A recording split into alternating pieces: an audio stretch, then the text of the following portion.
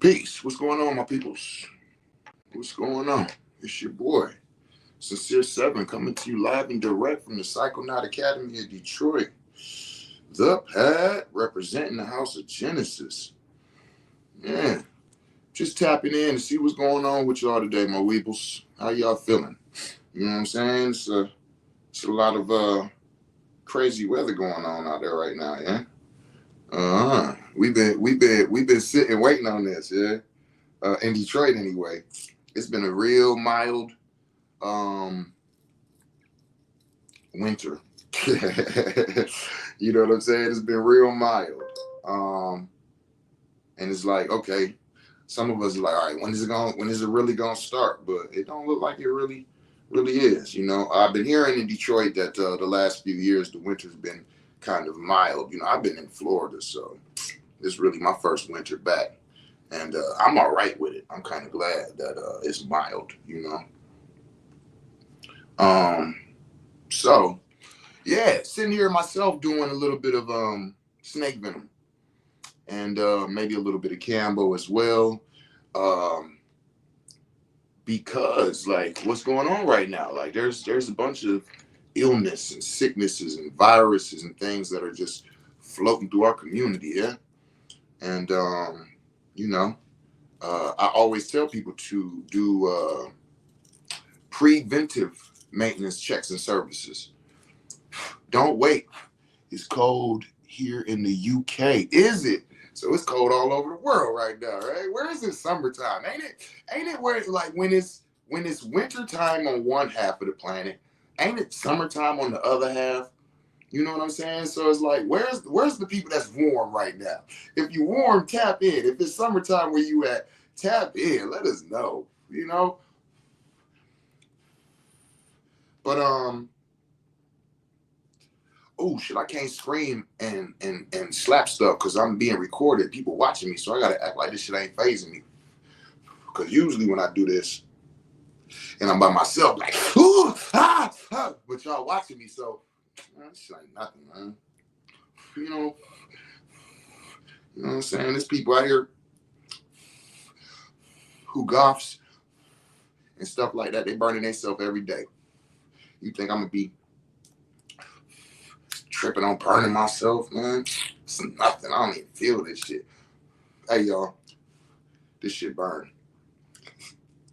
I don't care if you a practitioner. I don't care if you do this on yourself all the time. It still burn, y'all. Let me just tell y'all that this shit burn. It's fire. you don't get used to fire. All right, here we go. I was in the army, right? And it'd be snowing, it'd be cold, we'd be in the field. People like, man, I'm cold as hell. I'd be like, me too, man. Shit. They'd be like, man, you from Detroit? Yes, I am. What the fuck that got to do anything? Man, you from Detroit? You used to this shit? Used to it? What the fuck does used to it mean? Right?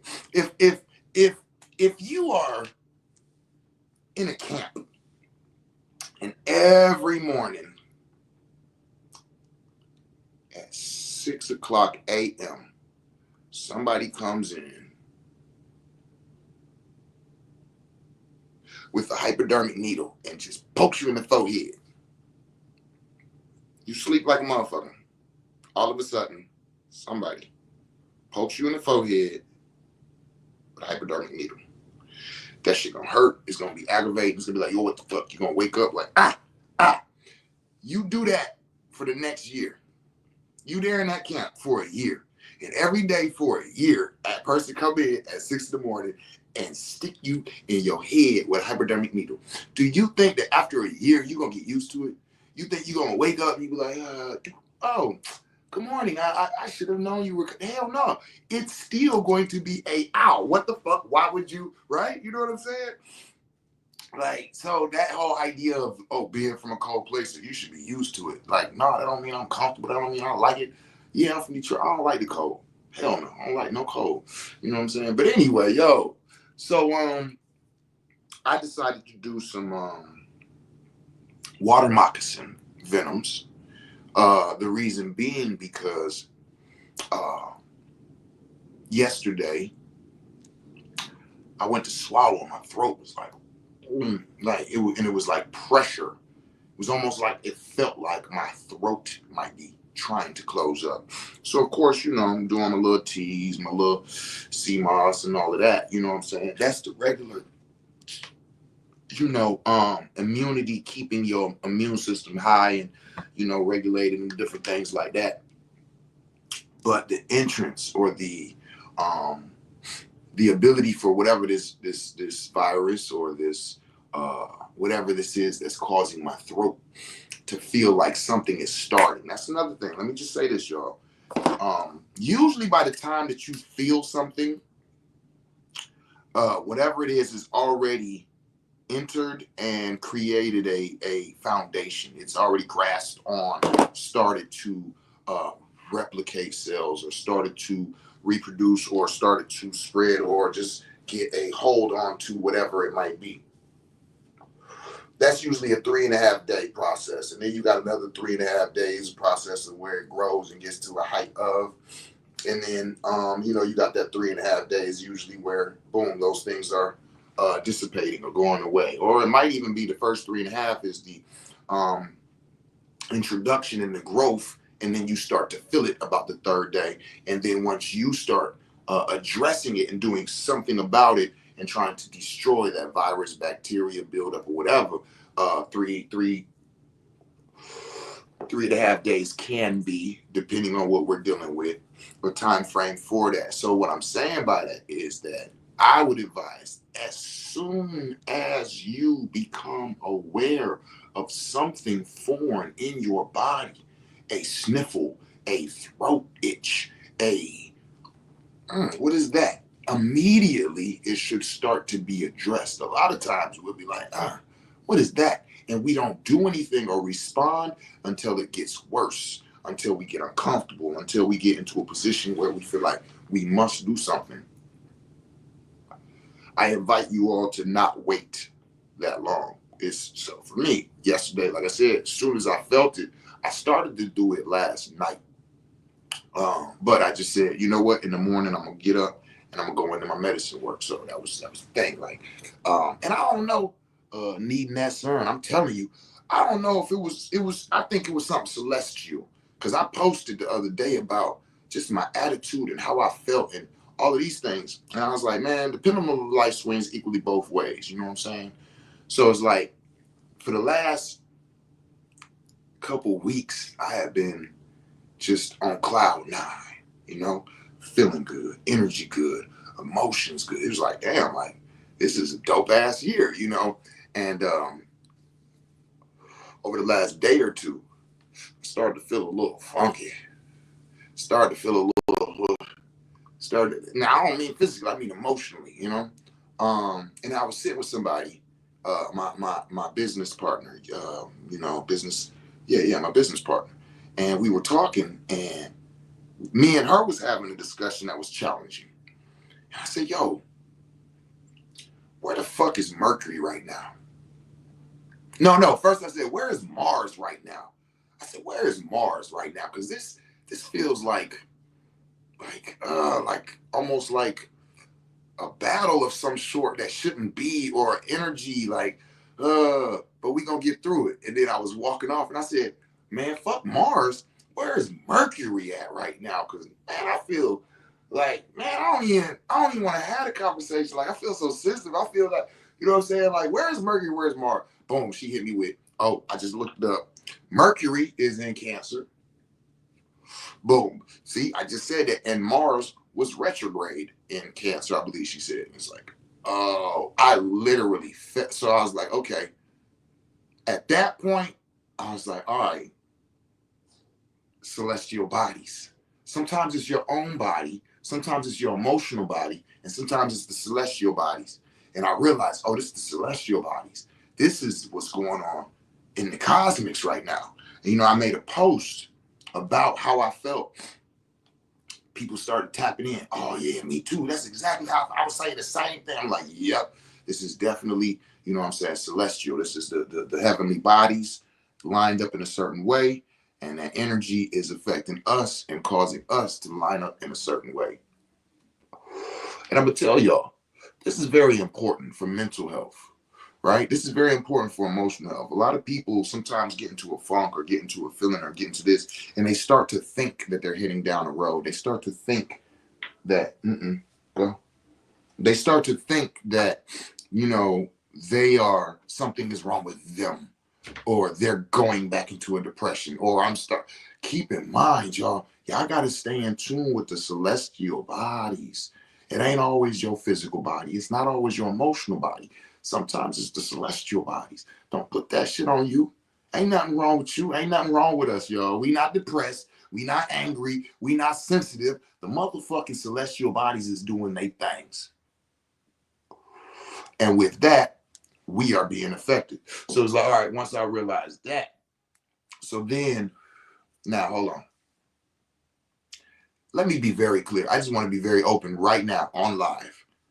Since last night, every time I swallow, I feel a pressure.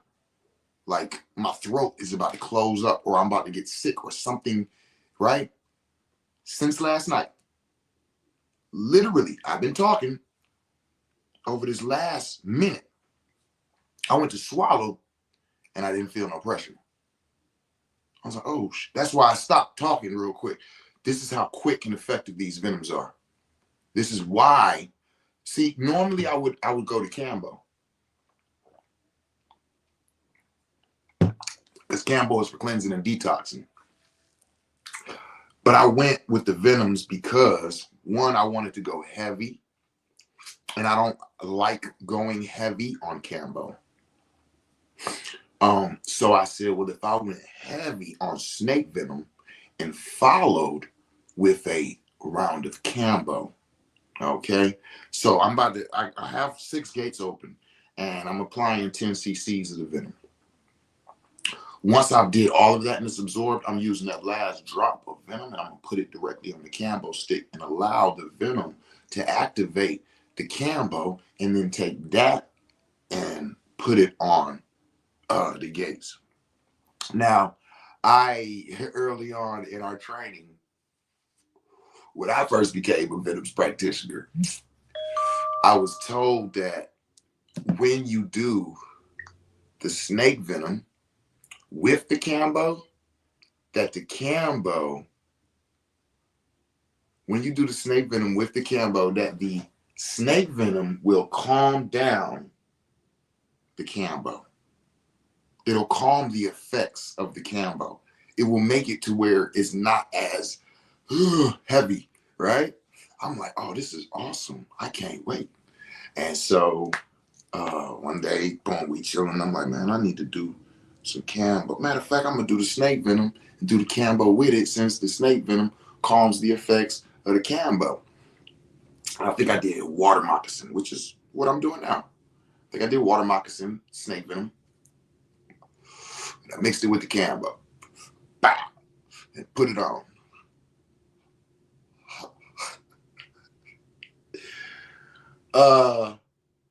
Not only did the snake venom not calm the Cambo, but I think that snake venom scared the shit out of the Cambo, and the Cambo was jumping like, oh shit, because that shit hit me, and I was like, ho, calm it down. Oh, hell no. It felt more powerful, more intense, right? Oh my goodness, it was horrible. Like, y'all know, anybody who knows me, if y'all from the pad, y'all know I am the most like, you are exaggerating. I get a splinter and I'm like, oh shit, my finger just came off. Oh, somebody help me sew it back on. And you come look and it's like, your finger's there. No, right here. It's a splinter. So when I say horrible, it's like, yeah, all right, calm down. But it did make it feel more intense than the Cambo feels by itself. So I couldn't wait to go back to the individual who told me that and be like, hey, yeah, that shit you told me, man, that was some bullshit. And they was like, oh, so you used the Fertilance with the Cambo? And I said, wait, what? And they said, so you use the Fertilance with the? No, I use water. No, that's not what we said. The Cambo frog is a beast when it comes to defense.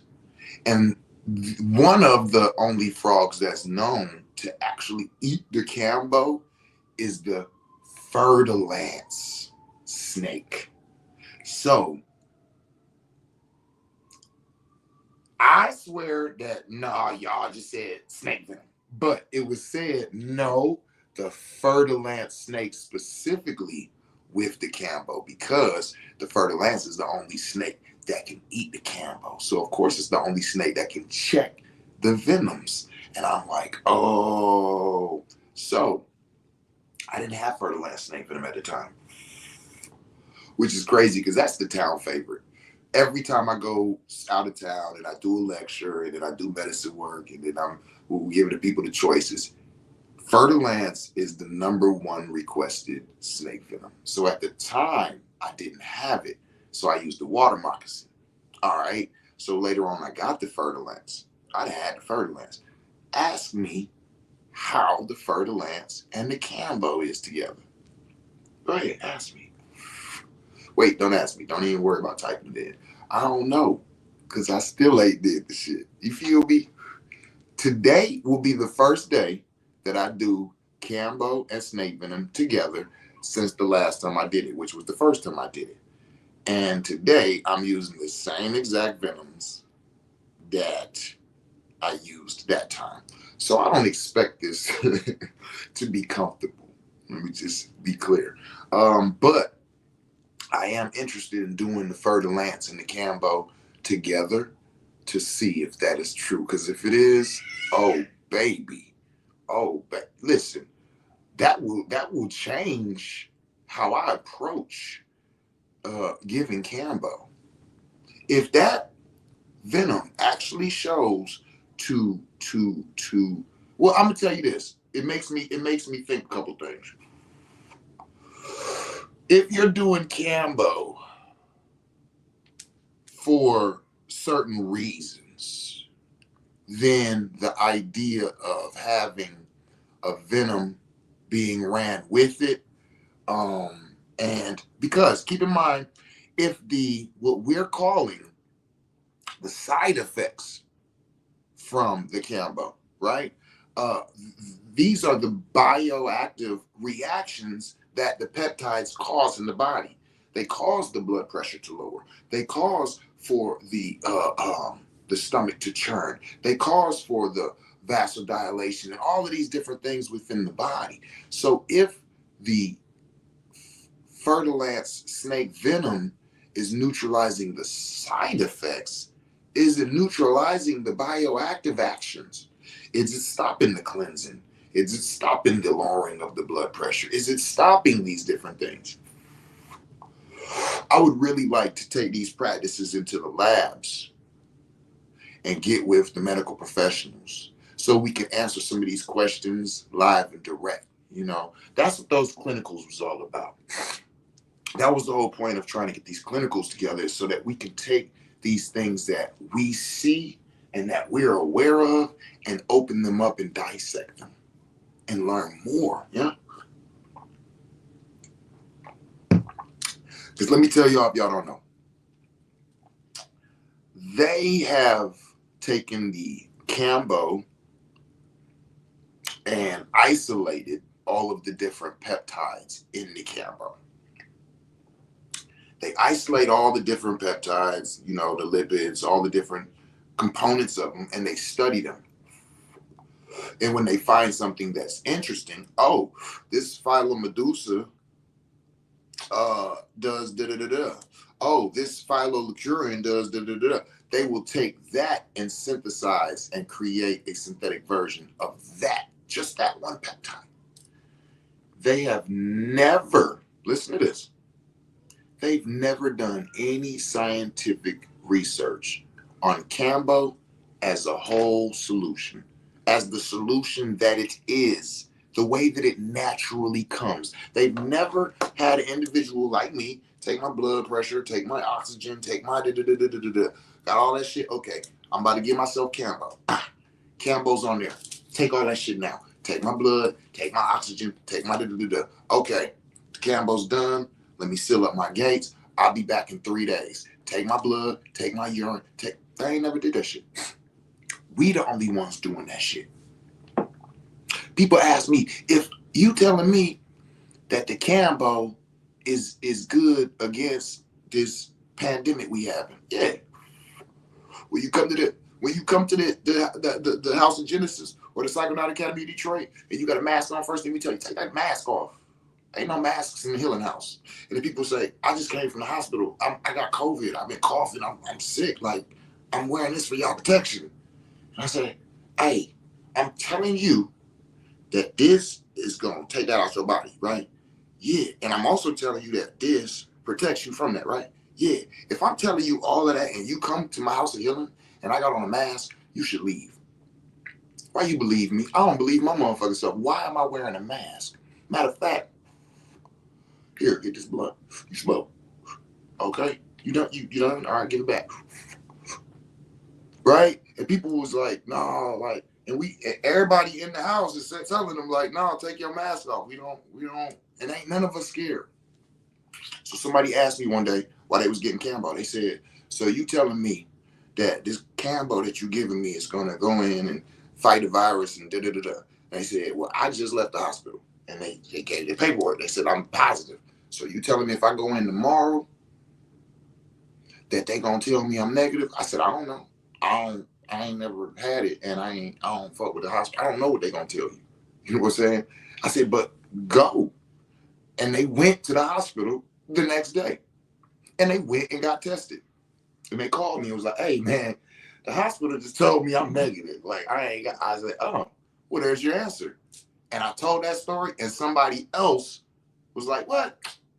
And they had it, and they went back, and then they came and called me. No, they didn't come back. They called me. It was like, hey, nah, real shit. Me too. I was like, damn, huh? Okay. You know what I'm saying? Like, so what I'm saying is, why they ain't never did the research on this? We know we've had experiences, testimonials with the Cambo, with the snake venom. We're living these things ourselves. One of my colleagues, shout out to Terrestrial Magic, Jeff and Mel. You know what I'm saying? They both practitioners of snake venom, and she had the thyroid cancer. And shit, about a half a year ago, they be going and getting tested and shit, and the shit came up with positive cancer cells. Her doctor called her like, yo, your cancer's back. You know what I'm saying? And she like, oh shit. Like, and then her husband was like, well, shit, we know what to do. And they went and got they venoms, and they did 3 applications on her throat and neck. And they went back and got tested, and they was like, wait a minute, cancer's gone again. Yeah. You know what I'm saying? So it's like, they know these things. Listen, when all of this shit, this is not something that I discovered. These things was not discovered by me or my teacher or their teacher. These things have been studied for years and broken down scientifically for years. And they have all of these synthetic medications that they've created by isolating and synthesizing these different peptides from these things. The books that we have, when you go through the Sacred Animal Venoms Practitioner Crank, these Oxford books. You know what I'm saying? This is science shown, proven, tested over and over again in every country. Australia. Brian Fry, outstanding when it comes to the venoms of animals. They know what these things do. And they'll tell you, they'll be in the books. Oh, the venom from a copperhead snake is 90% effective against breast cancer and 70% effective against lung cancer. Okay, hold on. If you gonna say some shit like that in the book, my question is, well, shit, how do I use that? Hold on, I'm gonna sip this real quick.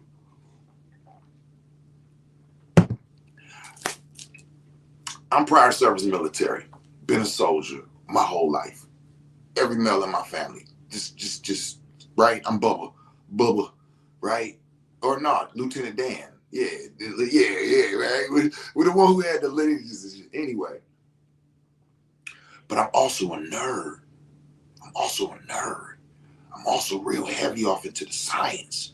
So when I'm young and I'm seeing like, come on, Cobra Commander, right? Shout out to Tellus, man, Nighthawk, man, yo, right? Cobra Commander and G.I. Joe and the Teenage Mutant Ninja Turtles. And I used to go into the fields in Colorado and catch horny-toed lizards and gardener snakes. Listen, when I was young, I caught a gardener snake. And I used to catch little animals and bugs and build Lego houses and try to like I would build a Lego house and put the moth in there, open the door, put the moth in, like, that's your crib. You know what I'm saying? 3 days later, come back and the moth be dead. Like, damn, I'm glad I was able to give him a resting place on his way out here. I didn't fully understand it. But anyway, so I caught this snake once. And then the snake started having babies. Come on. I had a box with grass in it, and the snake was in there, and the snake started having babies. And I watched this snake have babies. It had like 3 babies. I'm watching it, and I'm like 7 or 8. I don't really understand it. This is really like wigged out and dope at the same time, right? And so it started getting late. I ain't gonna take them in the house, so I just let them all go, right? You know what I'm saying? And I go in the house. I remember telling this story at school a week or 2 later, because I think it was summertime. And so later on when it was school, and I'm talking to a group of kids, and I'm telling them that I watched the snake have all the snake babies. And the boy stood up and he was like, "You're stupid." And I was like, "What?" And a liar. Snakes don't have babies. They lay eggs, right? And so everybody, it was kind of like he made me look stupid and like I'm making some stuff up. And so I did not speak on that for years, but I always knew, like, because it was like somebody showed me a book, like, no, he's not lying. Like, boom, it says in the book that they don't have birth, that they lay eggs. And so I felt like stupid, and I felt like, did I make it up? Like I was so confused. And then when I got older, I got to studying. And what's up, girl? What's poppin'? What you because you really, y'all see this? I'm trying to just ignore. You feel what I'm saying? But anyway, I got to studying later, and it revealed that some snakes lay eggs, and some actually give live birth. And it named some of the snakes and gardener snakes. You know what I'm saying? And so that's just a little something. But this has always been a part of my life. You know what I'm saying? This affinity to the animals and to understanding them and all of that. And so that's what I'm saying. Like, I've been studying these types of things and have been aware of these types of things for a long time, but I never thought that I would be, you know what I'm saying, blessed to come into the presence of, you know, it's snake venom. You know what it is. I know you don't. They be looking at it like, what you think about the snake venom? Okay. You ever did snake venom? No. I didn't have a snake venom. Have you ever did Cambo? You have did Cambo. You don't remember when you did Cambo?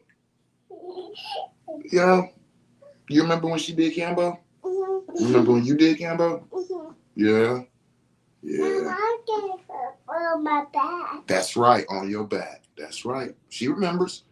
She said Mama did it on her back. Yeah. You remember when you did Cambo? Mm-hmm. Mm-hmm. My babies, they life too. You know what I'm saying? The RSV. We went out and did a lecture somewhere, and we believe it was RSV because we heard it in the baby girl chest, real hard, deep cough, and it was like hard. And when we got back home, Sweet Baby had developed the same thing, and we became aware of it. You know what I'm saying? First couple days home. Like, man, oh, she must have got it from, baby girl. That's what happens. Kids be around the kids. They get stuff. Wasn't no biggie, right? Hold on, man. Back up. So, y'all go ahead. Go watch your movie. So after being home for like a week or two, And Zyara was coughing, and I said, "Oh man, she still got that? We've been on like 10 days. Oh no, we got to get that out of the baby, man." And we gave her one gate, and she sat there, and she kind of knew something was going on because she kind of was looking around like all systems check, you know what I'm saying? But she was calm about it. And she said, "I don't feel good." I said, "Okay, it's gonna be over in a minute." Okay. She said, "Okay." So I gotta go to the potty. I said, "You gotta go to the potty?" "Yeah." "Okay, come on." Took her upstairs to the potty. I let her sit on the toilet. Boom. She released and everything. So once we got her clean and got up and got ready to go back downstairs, she was like, "I want to go to lay down." And she ain't never asked to go to bed. You understand? So I'm like, "All right, boy, we gonna go because we gotta seal your gate back up." So we took her back downstairs. We sealed her gate up, and then we brought her back up upstairs, and I laid her down, and she slept for like 2-3 hours, just gone. And when she got up, man, when I say my baby was back 100%, you know what I'm saying? And she was very aware of what happened. We told her, you know what I'm saying, exactly what was going on, what she was about to do, all of that, and she was okay with it.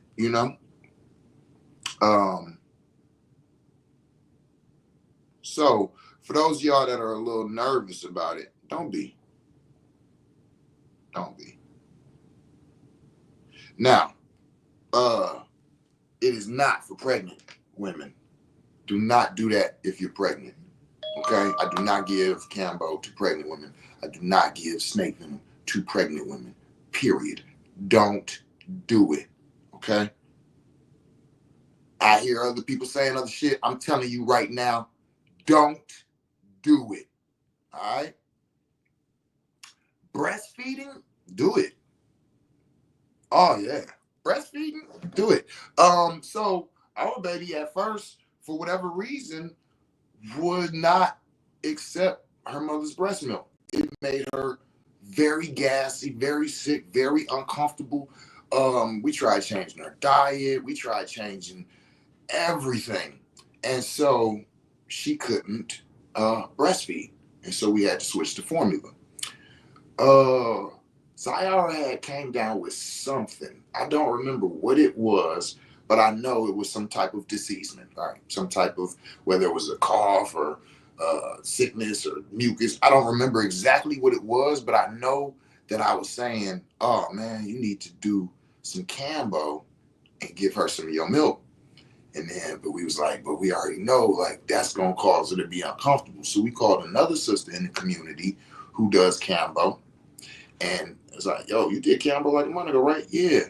"Can we get some of your breast milk? Because your breast milk, you know what I'm saying, has the Cambo." And we gave her breast milk. And sweet baby cleared up the next day. You know what I'm saying? That's how beautiful and how powerful these animal medicines are. So while pregnant, no, but while breastfeeding, yeah, it's okay. You know what I mean? So I don't know, man. Questions, comments, concerns. Yo, I know I kind of went left. You know what I'm saying?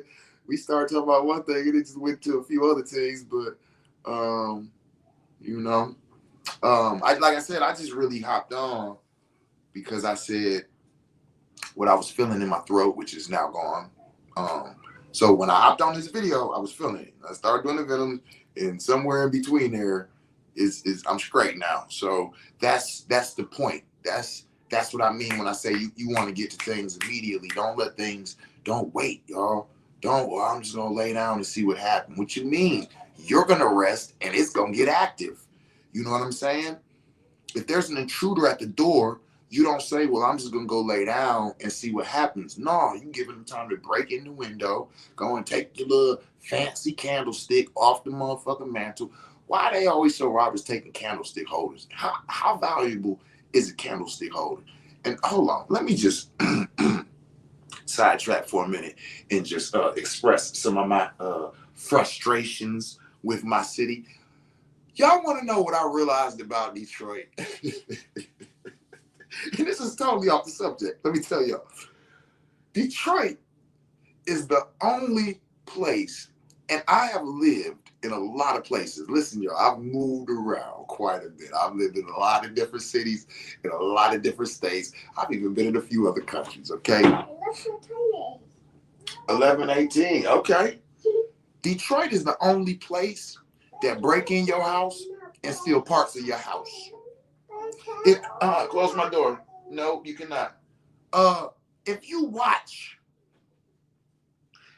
you'll see movies where these people had a mansion and they'll come home and they'll walk in their house and they'll stand in a circle and just walk around and the entire house will be empty. They stole their furniture, their pictures off the wall, everything. You know what? They did not steal a piece of the house. I guarantee you, when they walked in the house, the heat was still on. Tell me I'm wrong. Please correct me. Anywhere else in the world other than Detroit, do they break in your house and steal your house? Do they steal your hot water tank and heater, your hot water tank and your furnace in California? Do they steal your furnace and hot water tank in Ohio? Do they do this anywhere else? I need to know. This is a real question right now. If you live anywhere other than Detroit and you're watching this, have you ever heard of somebody breaking into somebody's house and stealing the parts of the house, such as the furnace and hot water tank? That's a real question. I need to know. I need to post this. Inquiring minds want to know. Because I feel like this is the only city that do that shit. Break in your house and steal a piece of the house. I just had to see if anybody was commenting. Anyway, so yeah, don't wait until things get to the point where now you have to react when you can respond. As soon as you feel an illness, as soon as you feel a headache, as soon as if you're not going to address it, then make somebody else aware of it. I'm going to say that again. If you're not going to address it, make somebody else aware of it. Okay? The other day, I felt a pressure in my head. What is that? I don't know. I don't know what that is. Right? And so I went and did some copperhead venom, anticoagulant. You know what I'm saying? I addressed it. And then there was a situation where I became aware of something and I ain't gonna do nothing about it, so I'm gonna tell somebody else. I told somebody. So that if something does happen and it goes to a point where I'm not able to respond, you know, oh, he told me just the other day he was feeling pressure in his head. Oh, he told me the other day he felt like his stomach was finna pop. He told me the other day it felt like it was you know what I'm saying? Just a little. I'm being real serious here right now, y'all. This is none of the jokes and all that. I'm saying on some real ish. If you're not gonna address it, tell somebody. You know what I mean? You'll be amazed. Yeah. So, I know we got all off the sidetrack. Venoms classes, Cambo, snake venom, Changa ceremony. Yeah. So for those of y'all who in the Detroit area, Changa ceremony, I'm gonna make a flyer and post it and all of that. But y'all know when I be on the lives, I'll also be dropping the Changa ceremony going on Saturday. Changa was the product of the week last week. So far it's been only 3 weeks and it feels like it feels so much further, but like I'm gonna be really in tune with where we're at in the year because I'm doing a product of the week. So the first product was the coffee cherry skins. That was week 1. Week 2, it was the Sananga. You know what I'm saying? Week 3, it was the Changa. And it's going to be funny because it's like, how long can I do this? Repeat each one without forgetting. Can I do it all the way through the 52 weeks? Probably not.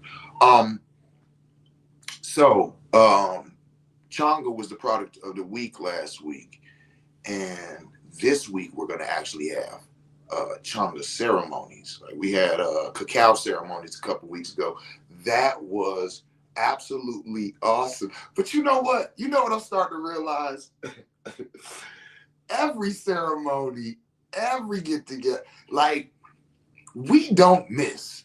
I don't think we ever had any type of ceremony or any type of anything, and afterwards, like, damn, man, that shit was, man, we could have did better. It's like, no, it always hit. And like we always say, the people who need to be there is always there. So Changa ceremony is coming this weekend on Saturday. We're gonna get together and experience that as a village together. You know what I'm saying? Talk about holding space, talk about the opening of becoming a practitioner of plant medicines, animal medicines, things like that. We always go through different chambers when we get together at the pad, conversations. We share, you know what I'm saying? We go through some type of teachings and shit. We go through, you know, quite a few things. So, and then of course, the jewel or the height of the night or the headliner is us actually sitting with Changa as a group and experiencing that together as a village. That's gonna be dope. I love the group village ceremonials when we get together, period. But when we deal with the ASCs together, it just adds another layer of intimacy. Yeah, it's like we've done things that other people have not experienced. And it's like, we know when we see each other, like, oh yeah, they was there with me. Hold on, no. Hey, what's up, man? What up, man? How you been? Like, you my family now. Like, we Changa brothers. You know what I'm saying? That's my Changa sister. Oh no, that's my ayahuasca's. Like, the people you was with the first time you did ayahuasca. Come on, talk to me. If you've done ayahuasca, right? If you've done bufo, the people that was there when you was doing bufo, like y'all have a relationship. Like, we experienced this together. You know what I'm saying? So that always feels good. I always love it. I always enjoy it. Just bringing us together and just, you know, dealing with and enjoying those things. So if you're in Detroit, look out for that. That Changa ceremony coming on Saturday. Also, the class of the month. Every month, I'm dropping a class. We dealing with intro into numerology this month. That's what the class is going to be. So this is the first time I put it out there, finally decided on. So that will also be released on how to become part of that class. You know what I'm saying? Tap in and everything on that, man. So yeah, we got a lot of things going on, man. We got a lot of things going on. Trying to keep things live, keep things consistent.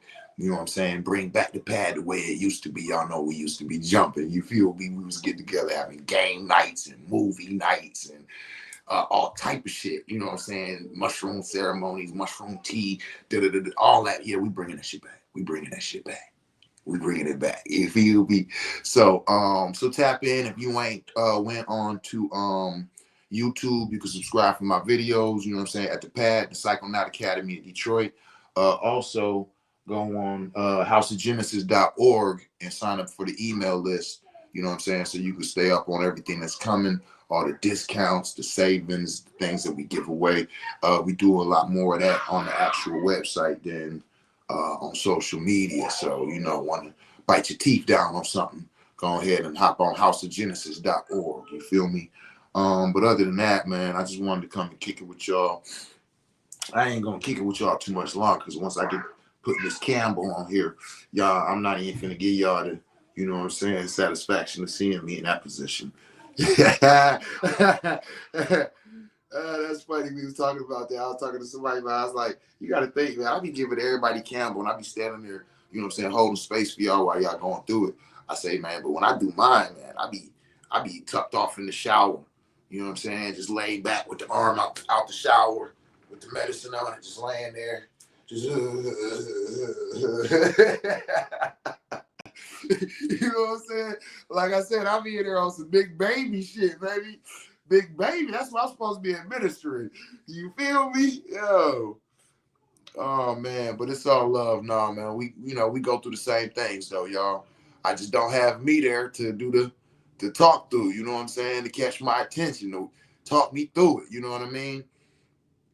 I've been getting better and better at that, y'all. I feel like if I could speak for myself, for those y'all who had Carambo, the way that I hold space and how I speak people through that, how I tap into them, you know what I'm saying, and speak to them and their spirit and their soul, and it causes like a certain like connection, because you know, dealing with the glamour magic, glamorizing is like catching your attention to where it's taking it away from what's physically pulling you, and it causes you to pull into it, right?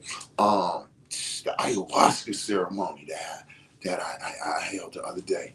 Listen, y'all, I've been more and more working and just tapping in into truly what's comfortable. Hmm? As a medicine practitioner, you know, as of already having the conversations with individuals from certain places about, you know, the medicines and the movement of it, and who utilizes it and how it's served and how this is looked at, and you know, the reverence that needs to be held for it, and what cultures and all of these different things. I've had these conversations. I have that comfort now. I have that freedom. But what I didn't have was, I didn't have a comfort within the um the expression during the ceremonies. I don't speak Spanish. Icaros, to learn the Icaros in a certain language, I don't even speak that language. Hmm? I'm not from these places. I don't speak the languages. I don't sing the songs. I'm not even tapped into the jaguar and the snake. Not from there. Be very clear. I'm tapped in, have a relationship with the venomous snakes, right?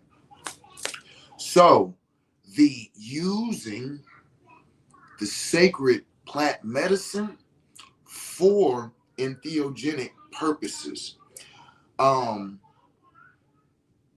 with all due respect, to put it in a hood term, an ayahuasca journey is a party, and the ayahuasquero is the DJ and the MC.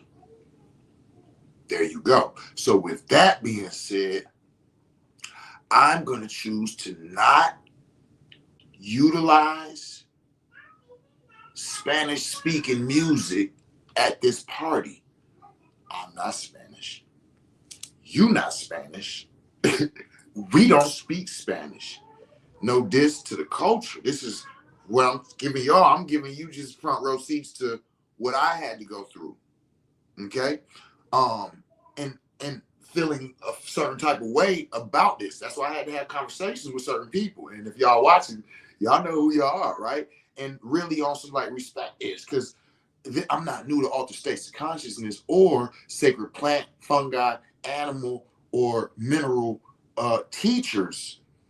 So there's a responsibility, not just physically, but spiritually, to these medicines.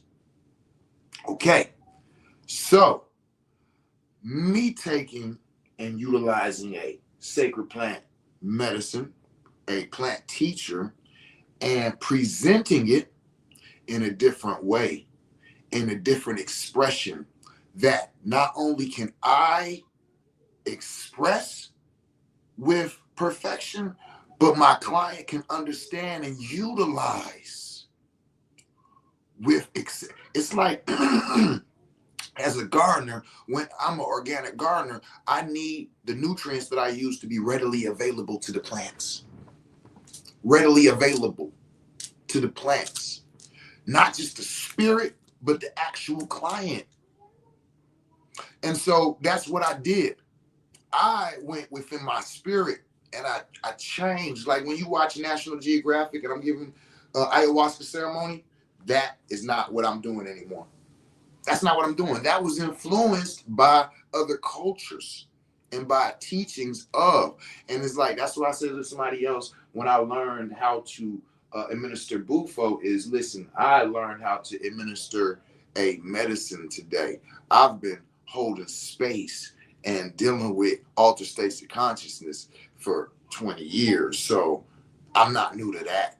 And so I'm just taking that understanding that I had rooted in medicine work and what is the point of it? What is the client getting? Where are they going? What do they need? I had that conversation. What is you are looking for? Don't say less. If I say, what type of party you looking for? You say, yo, intimate and romantic. Boom, I'm not playing Lil Jon. Even if generally that's how we start off ceremonies. Yeah, but that's not the energy that, you know what I'm saying? Understanding the ikros and what they're saying and what they're doing and what they're invoking, it's quite a bit of magic in all of that. So create a magic. What do I always say at the end of my videos, y'all? Tell somebody you love them in a language they could understand it in. I'm doing an ayahuasca ceremony for you. I'm not going to tell you I love you in Spanish. Not no more. Mi amore. No, is that, see, I'm a fuck, see, I don't need, is that right? More, mi amore, or is that French? I don't know, but that's the point. Why I'm over there playing with it. That ain't mine. I'm giving ceremonies in language you can understand them in now. Yeah, all the way through. You know what I'm saying? We what? MC, DJ, man, stop it. I'm built for this. And so I allowed myself to become free in spirit, and I gave that ceremony. And so this individual beautifully has done one of my previous ceremonies when I gave ceremonies the way I used to. And so in the integration talk afterward, I said, can I ask you a personal question for myself? He was like, yeah. I said, so you've been here and done ceremony with me before, and then you've done ceremony with me last night. I just want to know, what did you think about, you know, what you got, how you felt, which one was, before I could even finish, oh, this one was 1,000 times better. Oh, I'm talking about, like, this one was, like, oh, man, the way you started, and when you was like, do-do-do, and then you was talking about this, and then you just, and then, like, it set me up for, and then, woo, and I'm talking about, I could see on the face that everything that I was trying to actually offer in that was well received, well, like it everything was exactly the way it was supposed to be from their point of view. And like we always say, it ain't about me. It's about them. They got exactly what they was looking for. Because why I was free, like, that's what I'm saying, is like I had been in a place of doing what is being instructed because of tradition. But my brethren, you know what I'm saying? Again, shout out to Nighthawk. One of the last times I was down there training with him, and we was talking, and he said, he looked up, he said, yo, you know what tradition is? And I started thinking, you know, I'm like, shit, you know, I ain't no slow jack. I'm gonna come back with something. And as I thought, I was like, hold on, if I gotta look for something to make something up, I must not know. So I was just like, nah, I guess I don't. He said, it's a list of things that the old people liked. It's like, what? He said, it's a list of, you know what I'm saying? More or less, that's what he said. It's a list of the things that the old people's like. Like the old people who used to do this, they was like, oh, we like it when we do it like this, that, and the other. So yeah, that's the tradition. That's how we gonna do it. And what he was explaining to me was, don't get trapped in the idea of tradition and that things have to be exactly that, because the things that we see as traditional, those are not even the original. Let me just tell y'all this for those of y'all who didn't know. Originally, yes. Peace, babe. I'm almost done. Okay, going back out. So, originally, the clients didn't even do ayahuasca.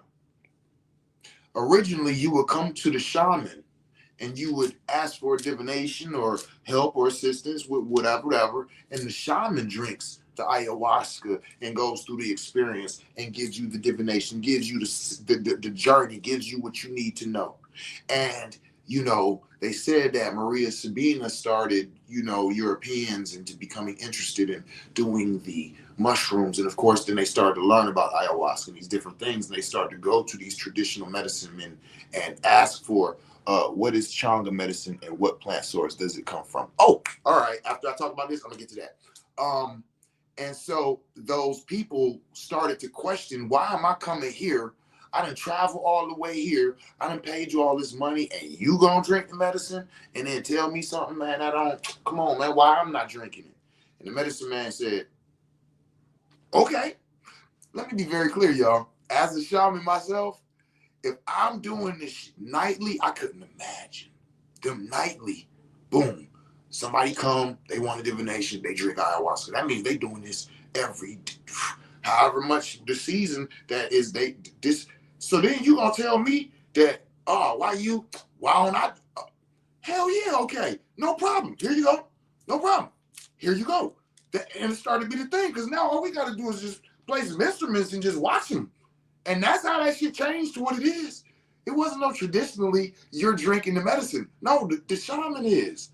You didn't get the medicine. Why you get it? You just go see a bunch, but people started to, you know what I mean? And the Icaros, the songs, these are to lead those individuals, you know what I'm saying? But they were built and made for those cultures. See? So be careful about tradition. So when I got out of that and I understood your role here is to hold space for this individual and lead their quote unquote party as an MC. And they told you what type of party they want. They told you what type of journey. They told you what they're looking for. If they're looking for ancestral, you know how to tap into that.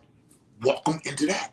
If they looking for celestial, oh, you know how to tap into that. Walk them into that. Play the things, bring out. I got so much magic and invocations and different, and come on, like, all right, so, right? And so I just led and like let spirit, like, all right, let's take him where he wanted to go. And I did all of that, and that was the response that I got back. And I'm so in love with the way I did it. So just want to throw that out there. Just be careful about tradition. We are ushering back in the old ages. Do follow that spirit, but just learn what spirit first. What's your spirit? So, what is Changa medicine, and what plant source does it come from? Peace. Thank you. So, Changa is originally smokable ayahuasca. So, originally, Changa was Banisterius capi vine and chacruna leaf, or some type of DMT infused leaves. And you would infuse them with DMT. They would turn the DMT into a liquid solution, apply it to the herbs, and then allow that to dry. And that process would bring about the DMT now infused into those different herbs. Starting out, it was smokable ayahuasca. And what happened is basically people started to understand, what the Changa was, and that they can use other plants and herbs to enhance or alter the experience. For instance, you have people who have started to use things with a more minty, or going into the passion flower. I myself use a lot of oneiriogens to make mine, which are substances that help you to deal with the dream realm work, right? So now you have customized Changas. So now Changa is no longer smokable ayahuasca. Originally it was. Now it is DMT infused herbs. Some people use cannabis, some people use CBD, some people use my mix is so out of 6 parts, 3 parts are mullein, right? So that's the base. The herb, good for your lungs. 1 part ayahuasca leaf. So the Banisterius capi vine that's usually used, that vine has leaves that grow on it. I use those leaves, ayahuasca leaves. Mexican dream herb and blue lotus. That's the other 3 parts. Boom, mixed with the mullein. And then why they say weed so bad for you. Who says weed is bad for you? I don't know why they say. I don't know who they are, why they say that. That's a judgment thing. What is bad? What is good? Apples can be bad for you. They can also be good for you. So that's a judgment. That's projection. That's a real, like, Am I wise enough to answer that like question? I smoke weed. Like, people judge me all the time. They like, that dude ain't saving nobody's life. He can't heal nobody. He smokes weed. I be like, oh shit. Like, okay. You know what type of shit your doctor into? You know, have you ever asked your doctor if he's a vegan? Do you eat meat? Do you drink? Do you what? Man, if y'all don't get the, you know, but I don't, really get caught up on all of that anyway, because the people who are meant for me and that need me will utilize me properly, and the people who don't, they'll, judge me and talk. But either way, I'm being seen. You know what I'm saying? If you sitting around talking about, man, he ain't doing shit because he's smoking weed, yeah, you still talking about me though. You know what I'm saying? I'm a Leo, so I don't really care if it's good or bad. I'm like, I'm honored to know that I'm being spoken about in circles I ain't even think people's thinking about me. You know, some say because you smoke it, or do you mean in Changa? Hold on. If you mean why do they say weed is bad? Oh no, you said why do they say weed is bad for you? But anyway, as far as Changa goes, I don't use any type of cannabis in Changa for a few reasons. One, everybody who's a psychonaut don't smoke weed. And you might want to use Changa and you don't want to fail a piss test. Like, how about that? Like, I was trying to do the Changa thing. Like, why am I? Okay, that's the first thing. Second of all, even if you do and don't care about that, cannabis is a very stingy. The movie over? Mm-hmm. You sad about it? Mm-hmm. Oh my goodness. You were sad because the movie's over? Mm-hmm. That is so unfortunate. Hold on, let me see. Let me get that nose. Oh, got him. Aha! Ah! You ain't even had to be so aggressive, though. Anyway, go on up out of here with your old, I'm sad because the movie hit. Nah, don't sit down. Nah, you can't sit at the cool kid table. You cry when movies go off, man. If you don't get up out of here, go on, man. She tried me, y'all. She tried me. So anyway, so yeah, cannabis is a very it wants to steal the spot. You know what I'm saying? And so where Changa is the entheogenic or altered states of consciousness, you don't want the cannabis pulling on this consciousness so much that it competes with what you're actually trying to achieve. So we don't really utilize, the cannabis in the Changa, you know what I'm saying? Good question. Hold on, let me make sure ain't nobody tapping in over here because I can't see the comments from over here. So if anybody was talking about anything. So anyway, Mexican dream herb, that sounds lovely. So let me be 100 with you. That is the most horrible shit that I have ever tasted. Listen, and if you've ever used it, you're laughing right now because you know I'm telling the truth. And listen, let me tell you something. If you turn that shit into a tea and you attempt to drink that tea and you realize at that moment, oh, this shit nasty as hell, the first thing that's going to come to your mind is, I don't really want to waste it though. So what I'm going to do, I'm going to put some honey in it, right? I'm going to sweeten it up. I'm going to make it. When you put the honey in it, it makes it 5 times worse. It's like the honey bring out like, it was layers of nastiness. The nastiness was masking before. So let me be very clear. I was doing works with onerogens far before I even got into dealing with entheogens. When you use onerogens, I use them real heavy. So you can put a couple, you know what I'm saying? Put an ounce of mugwort in your bath water. Bow. And just soak in that jar. Take you some blue lotus, some African dream herb, some mugwort, some chamomile, raspberry leaf, mullein. Do a couple little extra Jones in there just for the flavor. Make you a tea. Bang. See how I just got the dance? That's what the birds do. That shit get good, right? Boom, make you a tea. So you in the tub, you got your tea. Now you're going to roll you a joint, you know what I mean? With the Mexican dream herb, the blue lotus, you know what I'm saying? A little bit of cannabis, a little bit of mugwort, Boom, roll that in the fat John, right? Then get you some capsules. Put the Mexican dream herbs in the capsules, the African dream herb, blend it all together. Blue lotus, you know what I'm saying? Take about 3-4 of them. Boom, throw that back. So you laid off in the tub. You got your joint. So the tub got onerogens. Your joint got onerogens. You sipping the tea that got the onerogens. Like your whole, right? I got some flying cream that occasion blessed me with back in the day. Bunch, put that in the back of your neck. You know what I'm saying? And now when you go lay down, your dream's about to be vivid as fuck, right? But the whole, what you want to practice is taking control of that. And let me tell y'all why this is important. That cycle not training, right?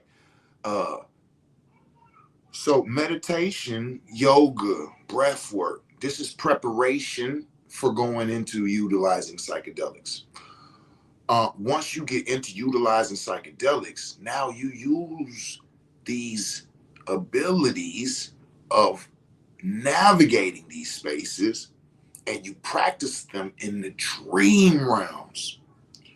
So once you start to be able to utilize the control in the dream realms, now when you go in on your 7, 10, 15 grams, you able to control your movement in those realms. It's like Jedi practice when you not dealing with the, listen, I be, this my most recent read right here. The Art of Dreaming. You know what I'm saying? Carlos Castaneda. That's the one who wrote the Teachings of Don Juan, right?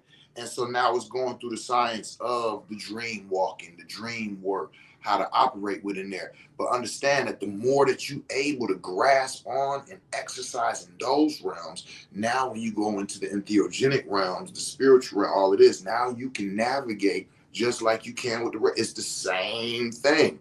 And now you can be more intentional with your manifestations, more intentional with your intentions and your attention, because these are practices. So here you go with another, all of these things build up your self-discipline in other things. It's self-discipline how you eat, self-discipline in the way you breathe, self-discipline in the way you speak to people, building your boon up, your martial art, your yoga, all of this is bringing you to being your best self.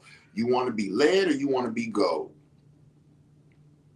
We ain't even got to go into it. Talk to me. I talk back. Talk a little shit because I talk that. Listen, I just wanted to kick it with y'all.